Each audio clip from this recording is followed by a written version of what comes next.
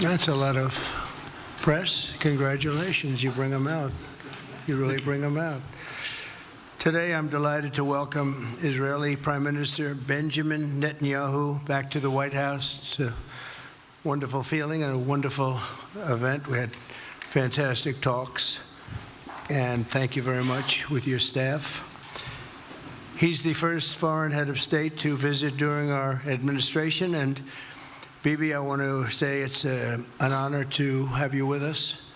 Over the past 4 years, the U.S. and the Israeli alliance has been tested more than any time in history. But the bonds of friendship and affection between the American and Israeli people have endured for generations, and they are absolutely unbreakable. They are unbreakable. I'm confident that under our leadership, the cherished alliance between our two countries will soon be stronger than ever. We had a great relationship. We had great victories together 4 years ago. Not so many victories over the past 4 years, however. In my first term, Prime Minister and I forged a tremendously successful partnership that brought peace and stability to the Middle East like it hadn't seen in decades. Together, we defeated ISIS. We ended the disastrous Iran nuclear deal, one of the worst deals ever made, by the way, and imposed the toughest ever sanctions on the Iranian regime. We starved Hamas and Iran's other terrorist proxies, and we starved them like they had never seen before. Resources and support disappeared for them.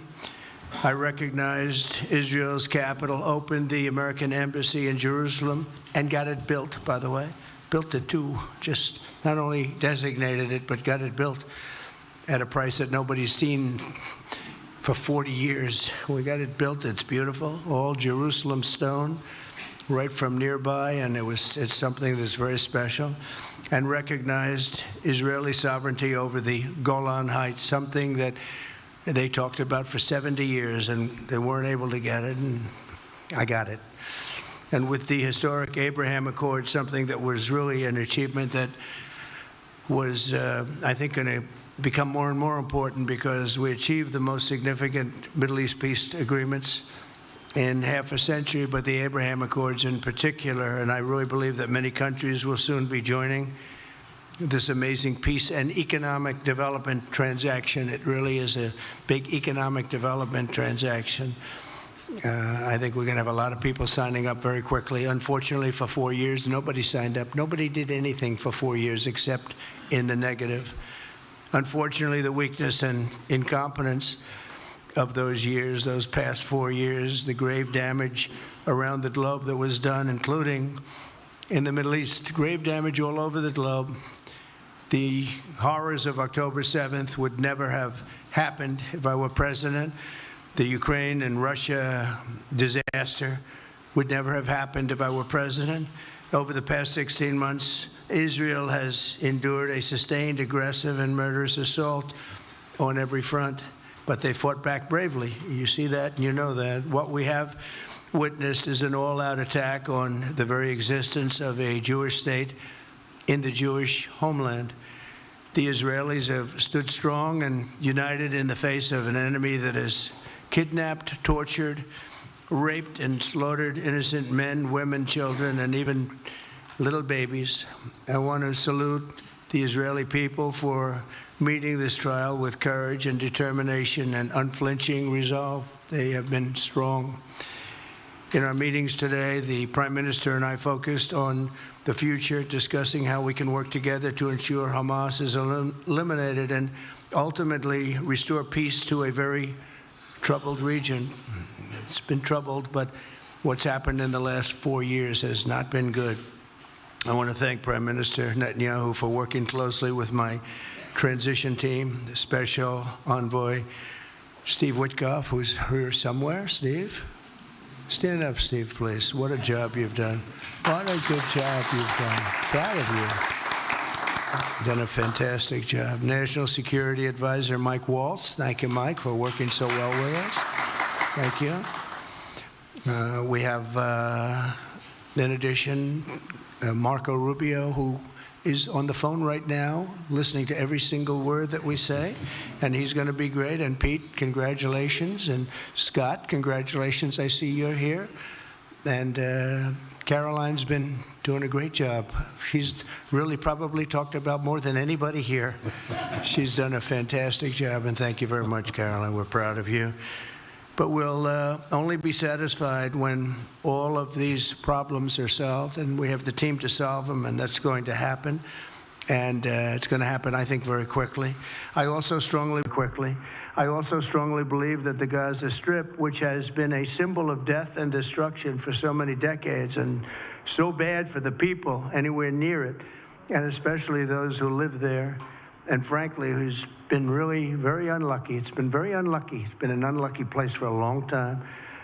Being in its presence just has not been good, and it should not go through a process of rebuilding and occupation by the same people that have really stood there and fought for it and lived there and died there and lived a miserable existence there.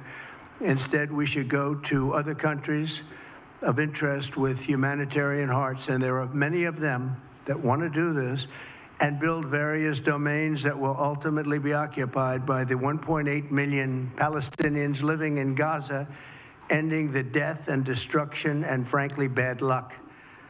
This can be paid for by neighboring countries of great wealth. It could be 1, 2, 3, 4, 5, 7, 8, 12. It could be numerous sites, or it could be one large site. But the people will be able to live in comfort and peace, and we'll make sure something really spectacular is done. They're going to have peace. They're not going to be shot at and killed and destroyed like this civilization of wonderful people has had to endure. The only reason the Palestinians want to go back to Gaza is they have no alternative. It's right now a demolition site. This is just a demolition site. Virtually every building is down. They're living under fallen concrete that's very dangerous and very precarious. They instead can occupy all of a beautiful area with homes and safety, and they can live out their lives in peace and harmony instead of having to go back and do it again. The U.S. will take over the Gaza Strip, and we will do a job with it, too. We'll own it and be responsible for dismantling all of the dangerous unexploded bombs and other weapons on the site, level the site and get rid of the destroyed buildings, level it out, create an economic development that will supply unlimited numbers of jobs and housing for the people of the area. Do a real job, do something different. Just can't go back. If you go back, it's going to end up the same way it has for 100 years. I'm hopeful that this ceasefire could be the beginning of a larger and more enduring peace that will end the bloodshed and killing once and for all. With the same goal in mind, my administration has been moving quickly to restore trust in the alliance and rebuild American strength throughout the region. And we've really done that. We're a respected nation again. A lot's happened in the last couple of weeks. We are actually a very respected nation again. I ended the last administration's de facto arms embargo on over $1 billion in military assistance for Israel. And I'm also pleased to announce that this afternoon, the United States withdrew from the anti-Semitic UN Human Rights Council and ended all of the support for the UN Relief and Works Agency, which funneled money to Hamas and which was very disloyal to humanity. Today, I also took action to restore a maximum pressure policy on the Iranian regime, and we will once again enforce the most aggressive possible sanctions, drive Iranian oil exports to zero, and diminish the regime's capacity to fund terror throughout the region and throughout the world. We had no threat when I left office. Iran was not able to sell oil. Nobody was buying oil because I said, don't buy it. If you buy it, you're not doing any business with the United States. And Hamas was not being funded. Hezbollah was not being funded. Nobody was being funded. There would never have been an October 7th. 2 weeks ago, I once again designated the Houthis as a terrorist organization. They're trying to destroy world shipping lanes, and that's not going to happen. And over the weekend, I ordered airstrikes against senior ISIS leaders hiding in the caves of Somalia and took them out. Here in America, we've begun the process of deporting foreign terrorists, jihadists, and Hamas sympathizers from our soil, just as we have people that are extremely evil, and we're sending them out of our country. They came from jails. They came from mental institutions and insane asylums, and they were dumped into our country. They're gang members. We're getting them out at numbers that nobody can actually believe. And every single country is taking those people back. They said they would never take them back, and they're all taking them back, and they're taking them back very gladly.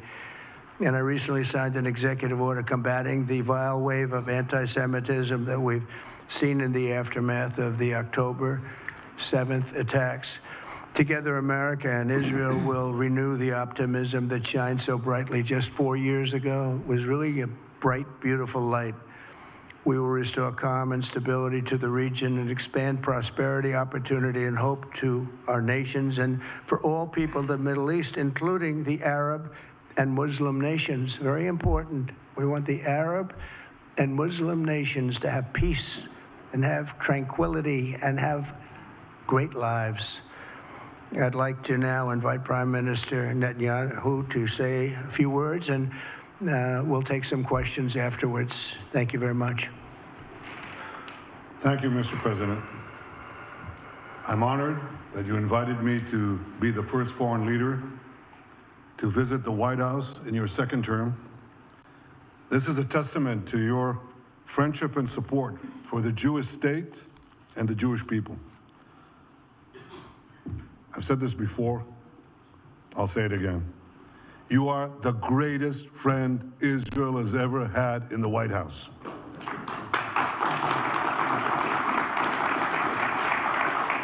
And that's why the people of Israel have such enormous respect for you. In your first term, you recognized Jerusalem as Israel's capital.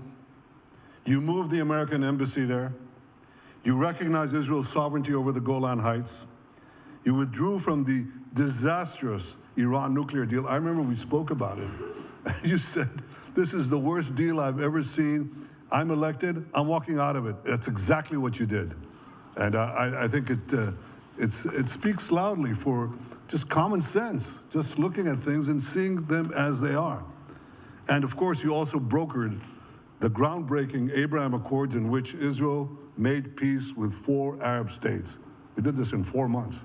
Nothing happened for a quarter of a century, but in 4 months, we were able, working together under your leadership, to have 4 historic peace accords. And now in the first days of your second term, you picked up right where you left off. Your leadership helped bring our hostages home, among them American citizens. You freed up munitions that have been withheld from Israel. They had been withheld from Israel in the midst of a 7-front war for our existence. And you just freed it.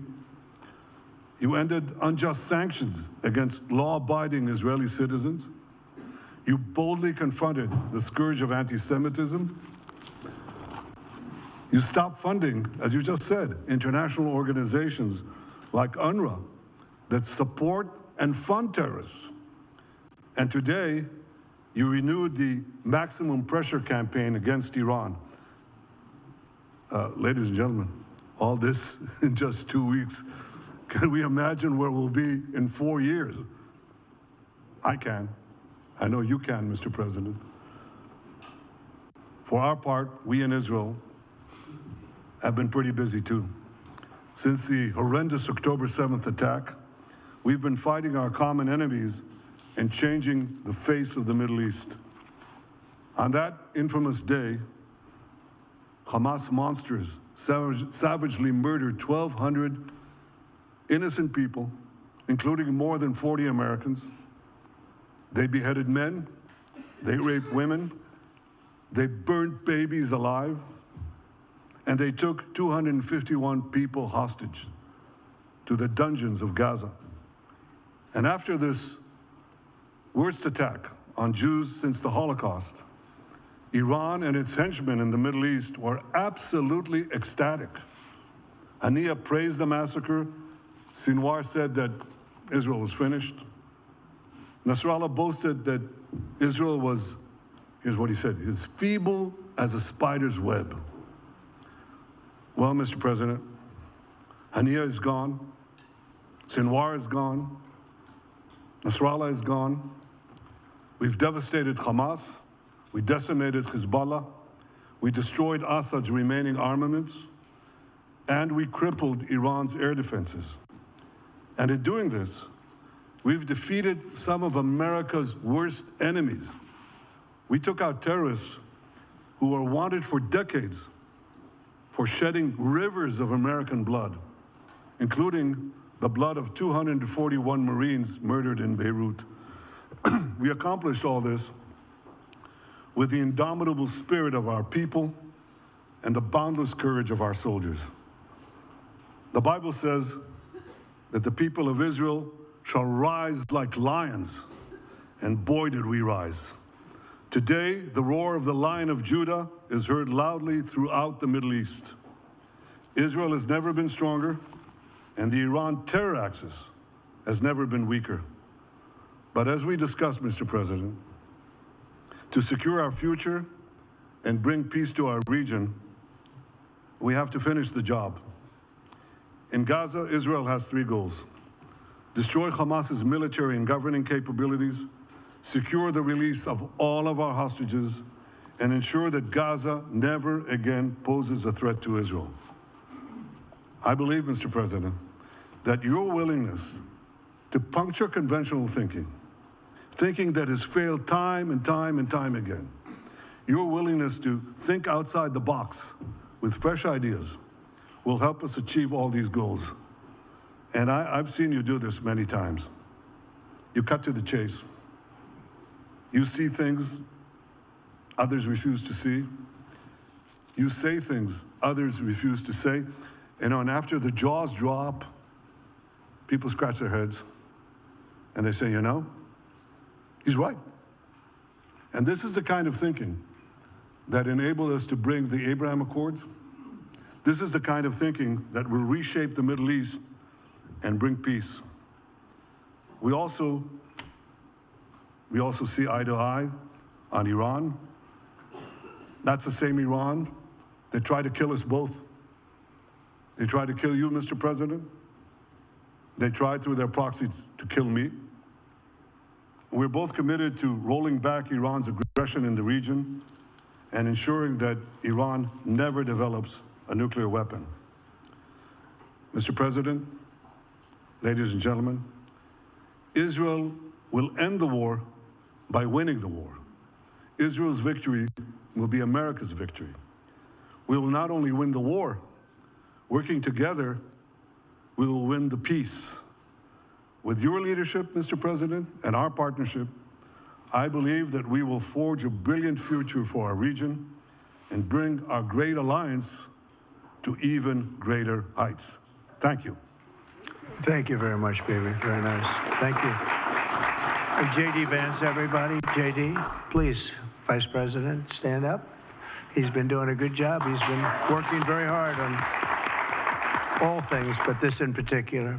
We'll take some questions, please. Yes, ma'am. Go ahead, please. Go ahead. Yeah, go ahead. Mr. President, can a normalization deal with Saudi Arabia be achieved without the acknowledgement of a Palestinian state? That question for you too, Mr. Prime Minister. And Mr. President, given what you've said about Gaza, did the U.S. send troops to help secure the security vacuum? So Saudi Arabia is going to be very helpful, and they have been very helpful. They want peace in the Middle East. It's very simple. We know their leader and their leaders very well. They're wonderful people, and they want peace in the Middle East. As far as Gaza is concerned, we'll do what is necessary. If it's necessary, we'll do that. We're going to take over that peace, and we're going to develop it, create thousands and thousands of jobs, and it'll be something that the entire Middle East can be very proud of. But everybody feels that continuing the same process that's gone on forever, over and over again, and then it starts, and then the killing starts, and all of the other problems start.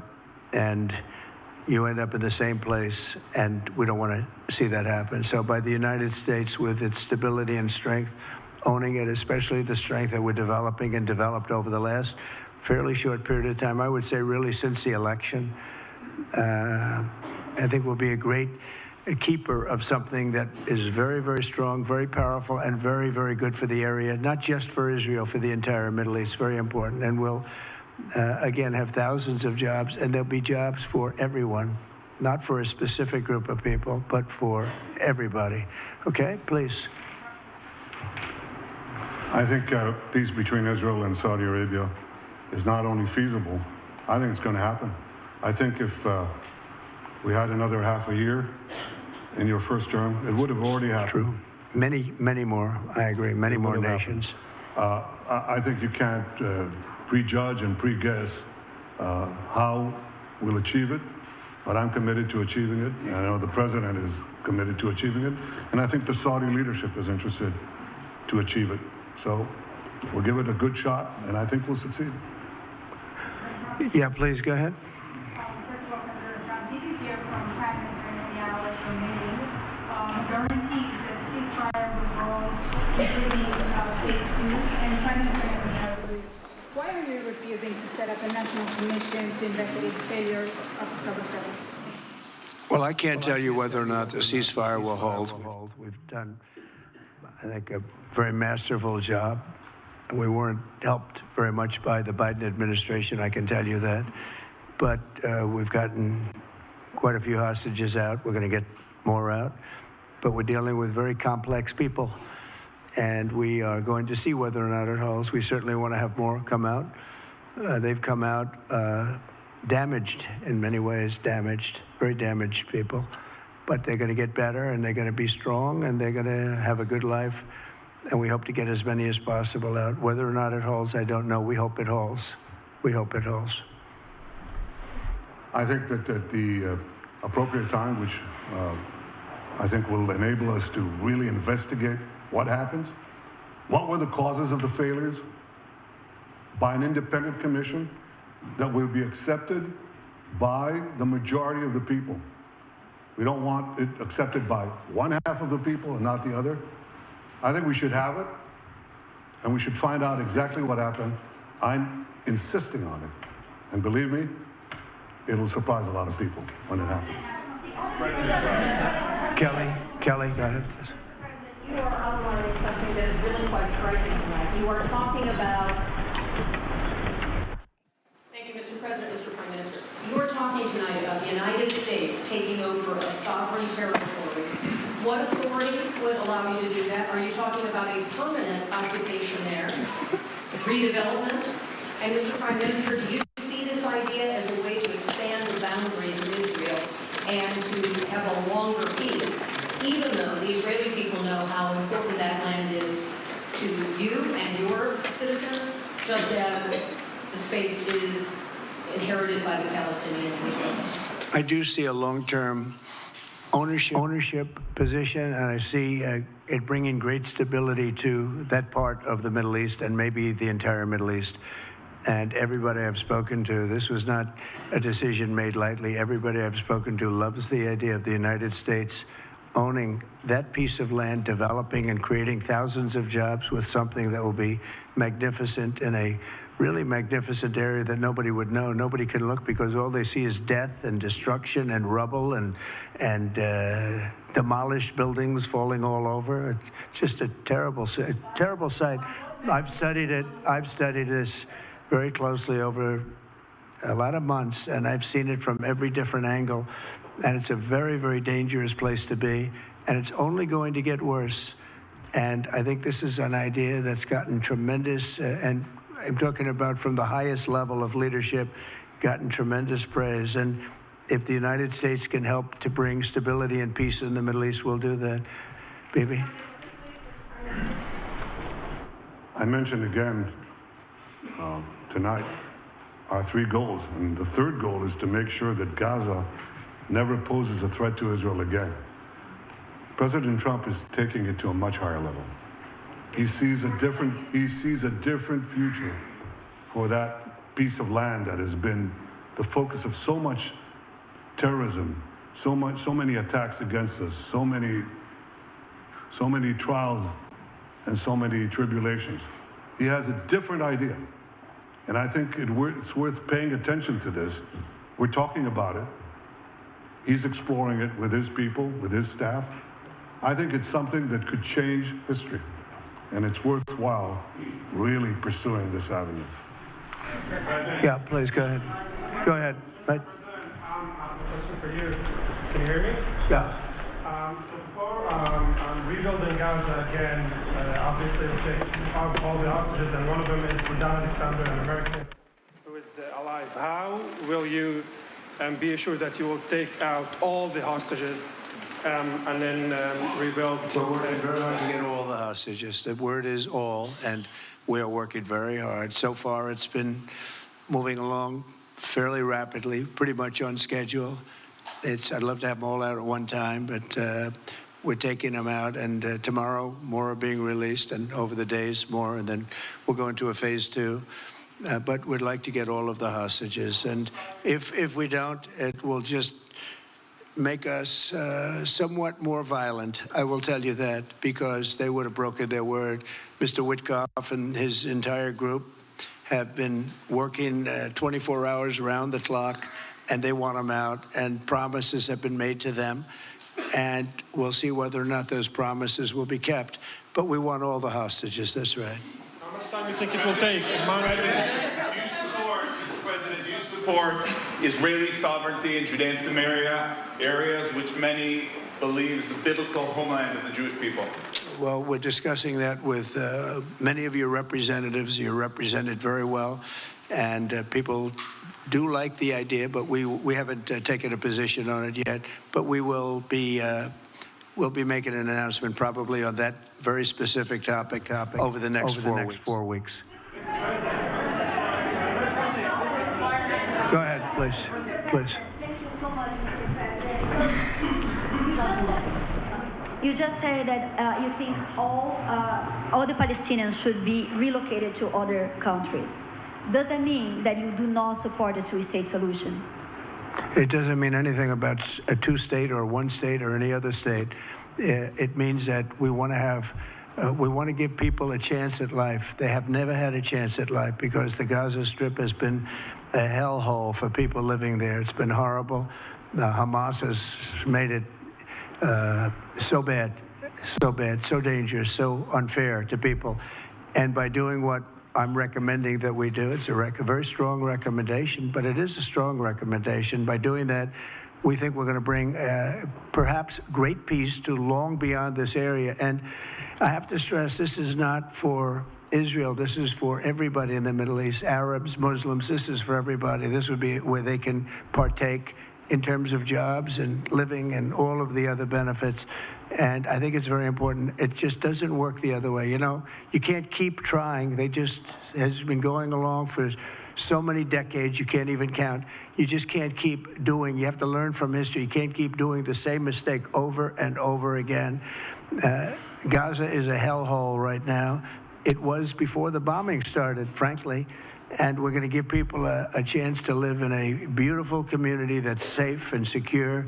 And I think you're going to see a tremendous outflowing of support. I can tell you, I spoke to other leaders of countries in the Middle East, and they love the idea. They say it would really bring stability, and what we need is stability. Yes, sir, please.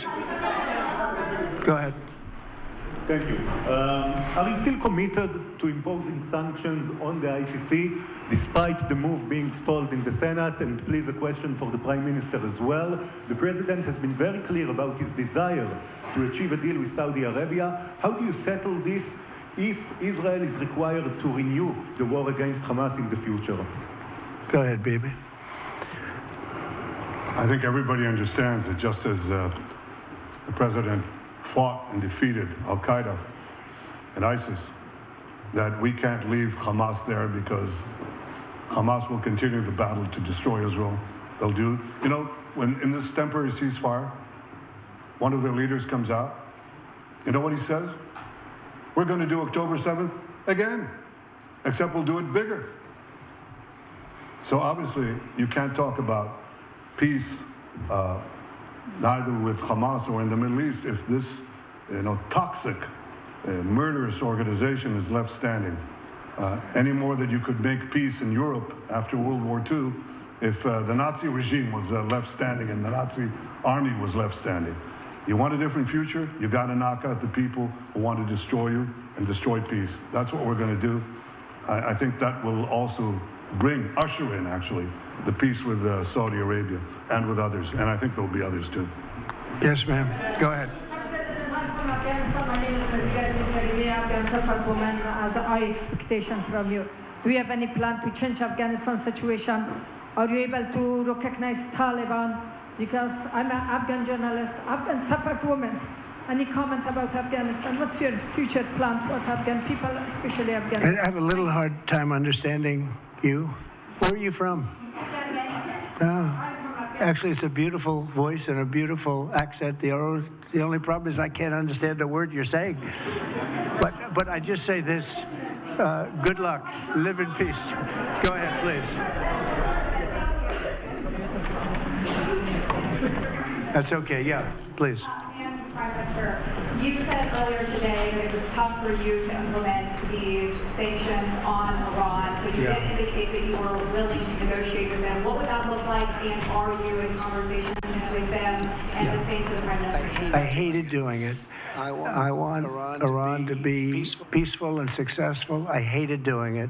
I did it once before, and we brought them down to a level where they were unable to give any money. They had to survive themselves, and they had no money. They were essentially broke, and they had no money for, as I said, Hezbollah. They had no money for Hamas. They had no money for any form of terror. The 28, if you call it, the 28 sites of terror, they had no money for any of it. They had to do their own and focus on their own well-being. And I hated to do it then, and I hate to do it just as much now. And I say this, and I say this to Iran, who's listening very intently. I would love to be able to make a great deal, a deal where you can get on with your lives and you'll do wonderfully. You'll do wonderfully. Incredible people, industrious, beautiful, just an unbelievable group of people in Iran. And I know them well, have many friends from Iran and many friends that are Americans from Iran, and they're very proud of Iran. But I hated to do it, just so you understand. And I hope we're going to be able to do something so that it doesn't end up in a very catastrophic situation. I don't want to see that happen. I really want to see peace, and I hope that we're able to do that. They cannot have a nuclear weapon. It's very simple. I'm not putting restrictions. They cannot have one thing. They cannot have a nuclear weapon. And if I think that they will have a nuclear weapon, despite what I just said, I think that's going to be very unfortunate for them. If, on the other hand, they can convince us that they won't, and I hope they can. It's very easy to do. It's actually very easy to do. I think they're going to have an unbelievable future. Yeah, please, sir, go ahead. You just laid out your plan for Gaza. Yes. Can you lay out your plan for Ukraine and also... For Ukraine? For Ukraine, yes. You consider yourself a strong leader. You blamed your predecessor for letting Russia to take over Ukraine. Will you demand from Putin to get out of Ukraine, from sovereign territory of Ukraine? So we're dealing right now on the subject. I don't want to spend a lot of time because we're here for another reason, but we are having very good talks, very constructive talks on Ukraine. And we are talking to the Russians. We're talking to the Ukrainian leadership. It would have never happened. That would have never happened. It should have never happened. I get reports every week, the number of soldiers, mostly soldiers now. The cities have been largely demolished. You talk about a very sad sight to see. We talk Gaza. Well, many of these cities look as bad as Gaza and worse, what's happened to them. And I want to see that end. And I want to see it end for one simple reason, the life of young people being absolutely obliterated on both sides. You probably have 700,000 Ukrainian soldiers dead, 800,000, maybe more Russian soldiers dead. It's very flat land, and the only thing that's going to stop a bullet is a human body, in this case, usually soldiers.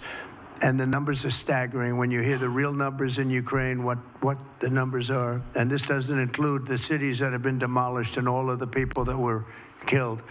So I want to see it stopped. We're having very good talks, and I think we're going to get it. I think something will be, hopefully dramatically, it will rise above everything. You can't let this continue. This is an absolute slaughter that's taking place on the beautiful farmlands of Ukraine, and we have to stop it. We can't let this continue. It is a human tragedy, and we're going to try very hard to stop it. Yeah, please, go ahead, sir. Go ahead. Mr. President, thank you very much. Okay. Mr. President, what's your view about Palestinian leader Abbas' role in all the regional changes you want to do? And a question for the Prime Minister, what's your view on President Trump wanting to reach a deal with Iran and also a much more active military stance towards it? Go ahead, baby. Go ahead. I think the president just said something that I think is the pivot of everything that we're talking about. He said Iran cannot have a nuclear weapon. And we fully agree with that. If this goal can be achieved by a maximum pressure campaign, so be it. But I think the most important thing is to focus on the goal, which the president just did, and I fully agree with him. Well, I said it, and he said it very well. It's a campaign of pressure to see if we can get something done. He doesn't want to do what some people think will automatically happen because they're very difficult people to deal with, as you know. But if we could solve this problem without warfare, without all of the things that you've been witnessing over the last number of years, it would be, I think it would be a tremendous thing. Go ahead, please. Do you have any plans to visit Israel soon? To visit where? Israel and Gaza. Oh, well, I love Israel. I will visit there, and I'll visit Gaza, and I'll visit Saudi Arabia, and I'll visit other places all over the Middle East. The Middle East is an incredible place, so vibrant, so it's just one of the really beautiful places and with great people. And I think a lot of bad leadership has taken place in the Middle East that's allowed this to happen. It's just terrible. And that includes on the American side, by the way. We should have never gone in there a long time ago, spent trillions of dollars and created so much death. So that includes Americans. But yeah, I'll be visiting a lot of different places in the Middle East. I've been invited everywhere, but I will be visiting some, yeah. Okay. Let's go. Caitlin, go ahead. Caitlin. Thank you so much, President Trump. Caitlin, go ahead. On what you were saying there. Say it. Go ahead, please. Just to follow up on what you were saying about the Gazans leaving Gaza, going to other countries. One, where exactly are you suggesting that they should go? And two, are you saying they should return after it's rebuilt? And if not, who do you envision living there? I envision world people living there, the world's people. I think you'll make that into an international, unbelievable place. I think the potential in the Gaza Strip is unbelievable. And I think the entire world, representatives from all over the world will be there, and they'll live there. Palestinians also. Palestinians will live there. Many people will live there. But they've tried the other, and they've tried it for decades and decades and decades. It's not going to work. It didn't work. It will never work. And you have to learn from history. History has, you just can't let it keep repeating itself. We have an opportunity to do something that could be phenomenal. And I don't want to be cute. I don't want to be a wise guy, but the Riviera of the Middle East, this could be something that could be so bad. This could be so magnificent. But more importantly than that is the people that have been absolutely destroyed that live there now can live in peace in a much better situation because they're living in hell. And those people will now be able to live in peace. We'll make sure that it's done world class. It'll be wonderful for the people. Palestinians mostly we're talking about. And I have a feeling that despite them saying no, I have a feeling that the king in Jordan and that the general president, but that the general in Egypt will open their hearts and will give us the kind of land that we need to get this done. And people can live in harmony and in peace. Thank you all very much. Thank you. Thank you very much. Thank you.